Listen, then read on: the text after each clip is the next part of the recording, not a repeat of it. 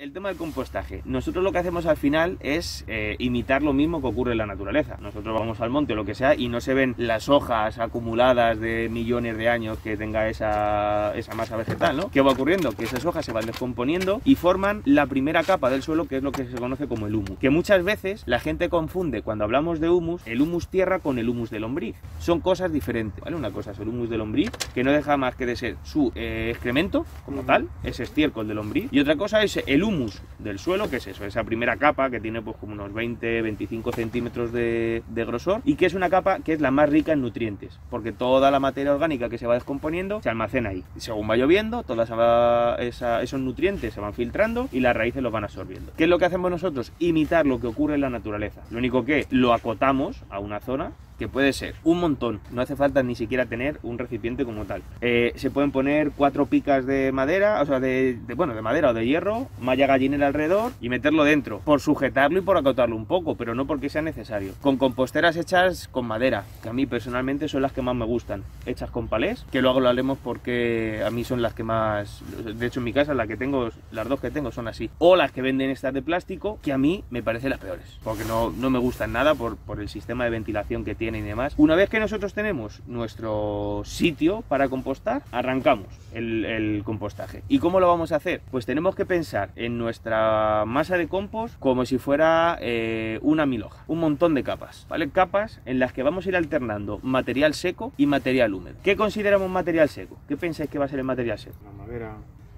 ¿No? Todo lo que esté seco, palitos. O sea, hojas, palos, pajas, hierba seca, ¿no? No solo lo que está seco, sino lo que se va a secar rápido. Por ejemplo, todo lo que es planta de huerto, los tomates los quitas y en una semana son palos. Pero ¿qué va a ocurrir? Que si solo hacemos nuestro compost a base de la planta o la mala hierba que quitamos del huerto, solamente estamos aportando materia seca. Eso va a hacer que o bien lo tengamos nosotros que regar para mantener la humedad, o se nos pare. Si no hay humedad, no hay descomposición. Y encima, si la pones una tapa, que cuando llueve ni siquiera se va a mojar igual, hacemos un pan como unas tortas.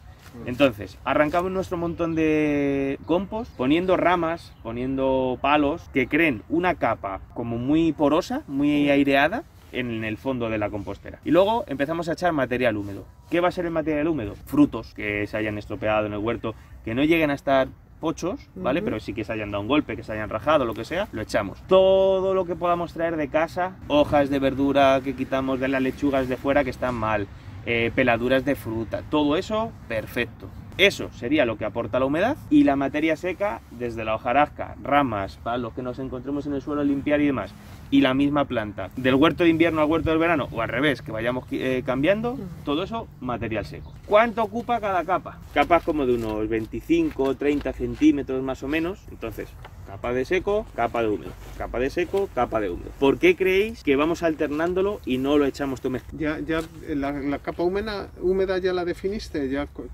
Sí, la capa húmeda es todo el resto vegetal de casa. De casa. Realmente de casa.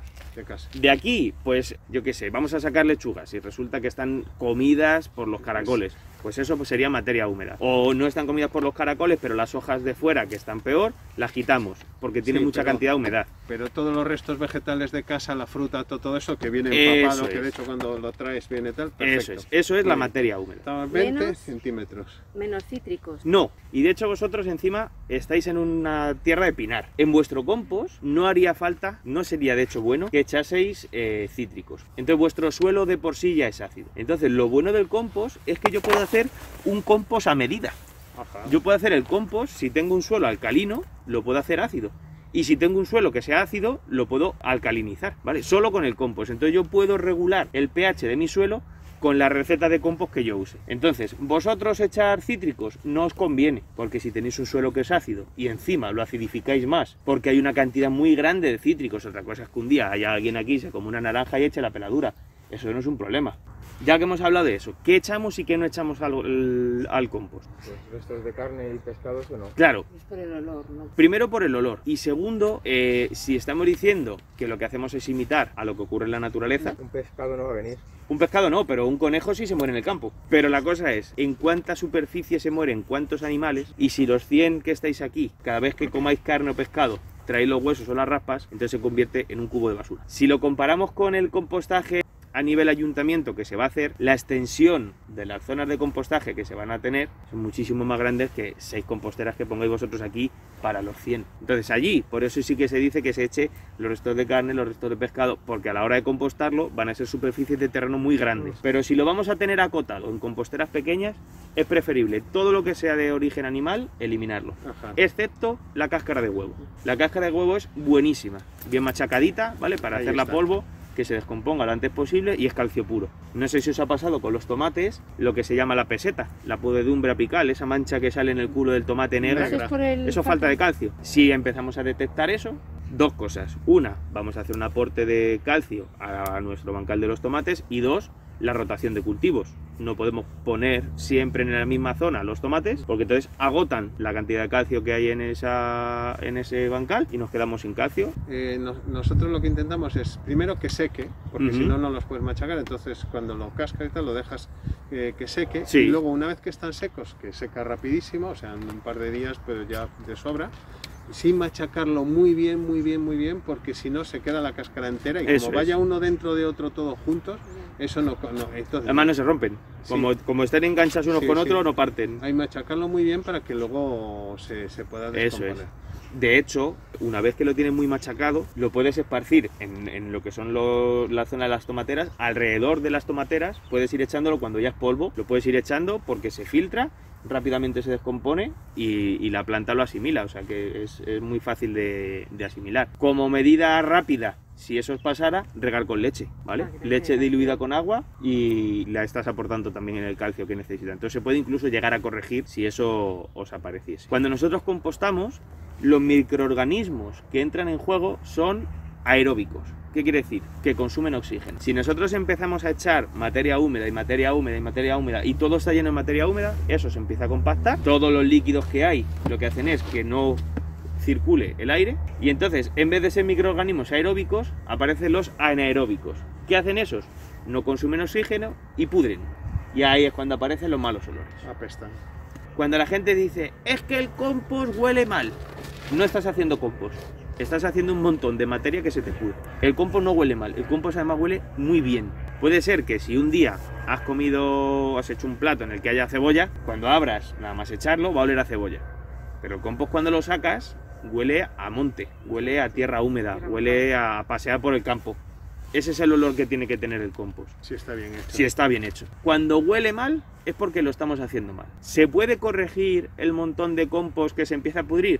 Si lo cogemos a tiempo, sí. Se trata de sacarlo e ir intercalando las capas que no hemos hecho antes. Entonces ponemos materia seca, echamos parte de ese compost, de ese montón guarreras que tenemos ahí, echamos seco, volvemos a echarlo y eso lo que va haciendo es que se airee. Además el proceso de compostaje tiene 3 fases. Tiene una primera fase en la que nosotros echamos toda la materia orgánica y empieza a coger temperatura, aproximadamente unos 2 meses. Cuando ya llega a la temperatura máxima, que es cuando realmente empieza a descomponer, estamos hablando de que en el centro del montón de compost vamos a estar en torno a los 60-70 grados de temperatura. ¿Qué es lo que produce eso?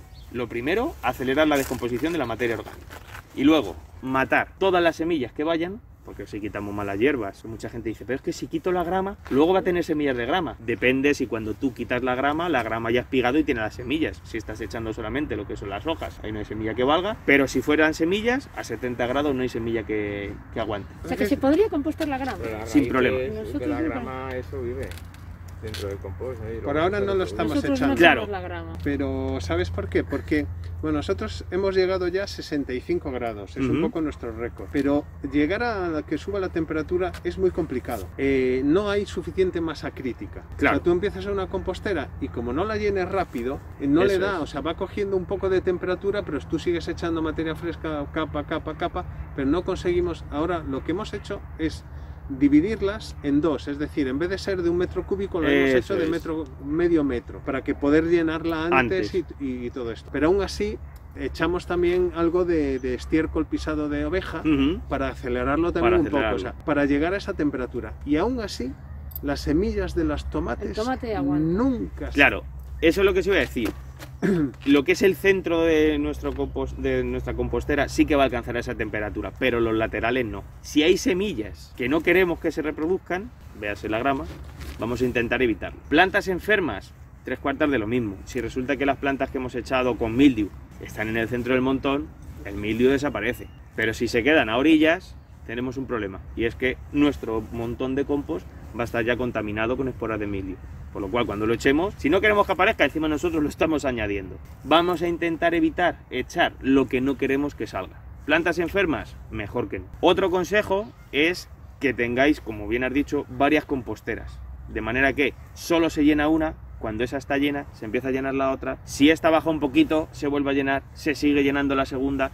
De manera que si tenéis 2 o 3, prácticamente, ya os he dicho que tarda como unos 6, 9 meses en... 9 meses. En estar bien maduro, sí. Si por ejemplo se va a usar para frutales, con 6 o 7 meses ya valdría, porque aunque no esté del todo descompuesto, la temperatura que va a dar al suelo no es tan grande como si lo hacemos en el huerto, que nos puede quemar la raíz, ¿vale? Pero para frutales y demás no hay problema. Entonces, si nosotros tenemos varias composteras, podemos sacar a lo mejor cada 3 meses, podemos ir sacando de una compostera y constantemente estar produciendo el compost.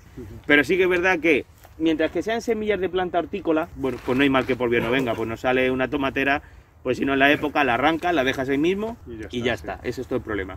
Si son de malas hierbas o son de plantas enfermas, ahí ya tenemos que tener más cuidado. Volviendo al tema de las fases, la primera fase era la de que cogía la temperatura. Sí, perdón, la primera fase coge temperatura. Sí. La segunda fase son unos 2 meses, que es lo que se llama la fase termófila, es decir, cuando más temperatura ha cogido, y a partir del 5.º mes más o menos empieza a bajar la temperatura y ya empieza a madurar. Ya la descomposición como tal ha finalizado y empieza a madurar.